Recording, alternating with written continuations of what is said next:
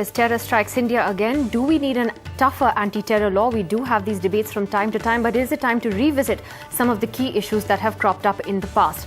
Well, before we go to our panel tonight, just a quick disclaimer here. We just like to mention that the Congress party refused to be part of this program tonight. Every single Congress spokesperson, minister and MP that I personally spoke to today, and there were at least 13 of them, have refused to come on this show, many of them privately citing that they didn't want to defend the government on the issue of internal security and even discuss any other issue as well. So perhaps this indicates the kind of disarray the Congress is in right now. It's up to them to decide how they want to deal with the media on from here. Well, let's go to our panel tonight. We have the national spokesperson of the BJP, Mr. Ravi Shankar Prasad, who joins us. We have the former Attorney General of India, Mr. Soli Sorabji. We have the senior associate editor of The Hindu, Mr. Praveen Swami, who's covered issues related to terrorism extensively. And we have the political editor of the Hindustan Times, Mr. Pankaj Vora. I'd like to begin with Mr. Ravi Shankar Prasad.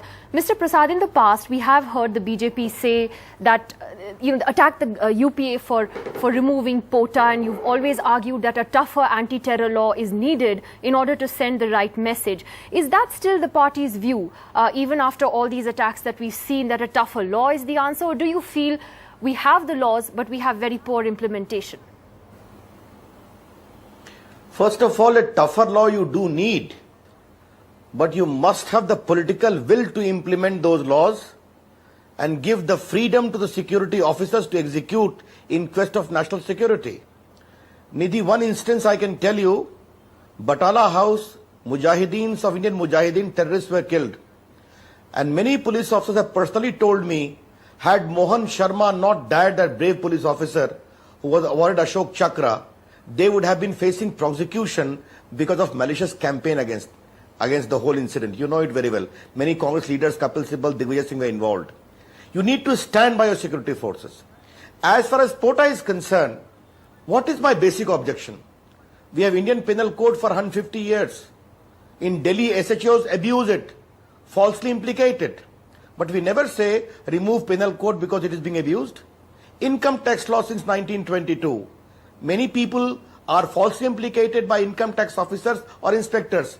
We never say remove income tax law. But in case of POTA, a systematic campaign was done, a law upheld by the Supreme Court as constitutionally valid. You think that POTA is still valid? Fight against terror. You think it's still a law that can still be valid even today? And in the past, POTA didn't prevent terror attacks from happening even when you were in power. Nidhi, it did not, but it gives the instrument to the security forces.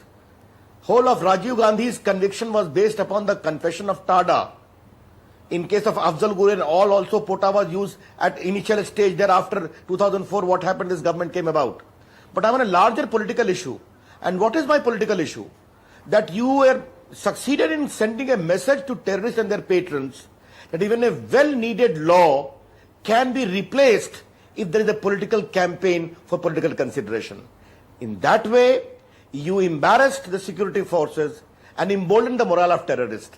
That's what I'm trying to highlight. Okay.